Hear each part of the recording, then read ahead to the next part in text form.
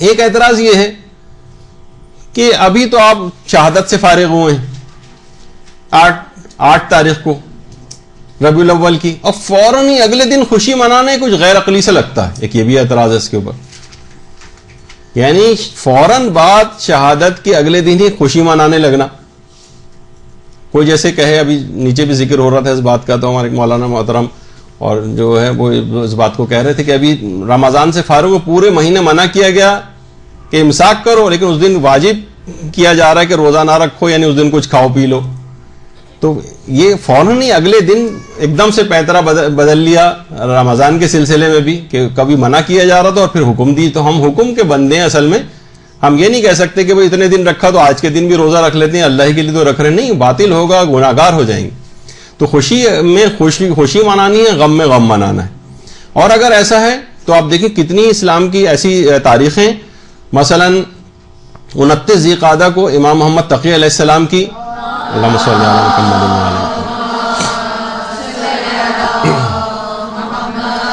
وعلی امام محمد تقی کی شہادت کا دن ہے، اور اس کے بعد اگلے ہی دن پہلی ذی الحجہ کو حضرت زہرا اور مولا کی شادی کی خوشی منائی جاتی.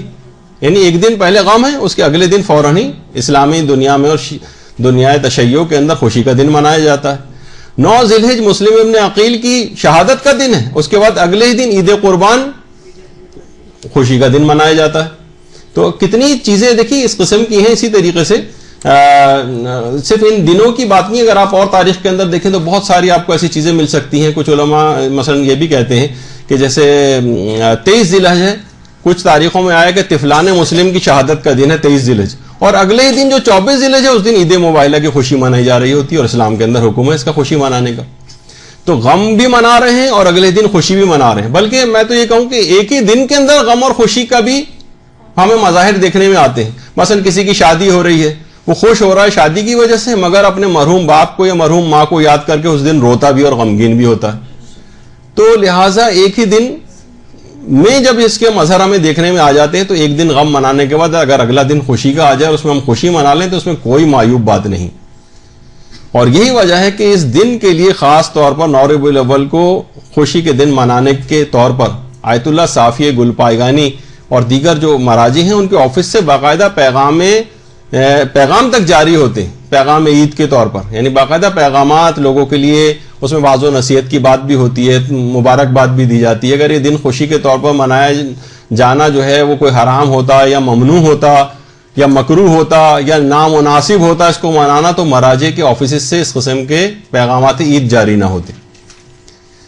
تو اس میں خوشی ہے کہ امام کی امامت کا کیونکہ پہلا دن. ایک اعتراض دیکھیے پھر یہ بھی کیا جاتا ہے کہ اگر یہی بات ہے تو پھر آپ 11 محرم کو کیوں امام زین العابدین کی امامت کی خوشی نہیں مناتے؟ دیکھیے اعتراض تو مختلف چیزیں ہیں نا، اب اس کے اندر بھی یہ والی بات بھی آ گئی. پھر آپ کو 11 محرم کو جو ہے وہ چوتھے امام کی امامت کی خوشی کا دن منانا چاہیے. تو دیکھیے خود اس کے جوابات مجتہدین نے دیے. جیسے یہ آیت اللہ مصطفی کی بات کر رہا تھا، انہوں نے کہا کہ امام زمانہ کا زمانہ امامت جاری ہے. امام زمانہ امام بقیت اللہ ہیں، اور امام زمانہ کی امامت کے پہلے روز کو خوشی اور جشن کے طور پر منانا یہ اولیت رکھتا ہے، اور اس میں کوئی غم کے دنوں سے بھی سازگار نہیں ہے. ورنہ ہم دیکھیں 11 محرم کو بھی اہل بیت کے اوپر مظالم ختم نہیں ہوئے تھے، بلکہ مسلسل مظالم چل رہے تھے. تو اس مسلسل جبکہ مظالم کے دنوں کی یاد ہے اور غموں کی یاد ہے، اس میں خوشی منانا شیعت کی اقدار میں کبھی شامل نہیں رہا ہے. 11 محرم کو مظالم کا سلسلہ بھی جاری تھا. تو لیکن اس کے اندر ایسا کوئی مسئلہ نہیں ہے، یعنی اس میں امام نے خود خوشی منانے کا حکم دیا ہے. روایت میں امام خود خوش ہوئے ہیں، غم کے کپڑے اتارنے کا حکم دیا، زینت کرنے کا حکم دیا، اور ائمہ کے اپنے اصحاب اس طرح سے عمل کرتے رہے، تو اس وجہ سے ہم خوشی مناتے ہیں.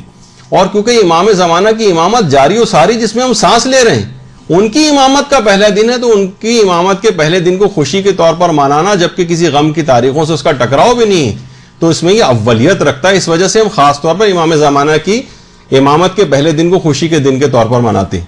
تو یہ اللہم صلی اللہ علیہ وسلم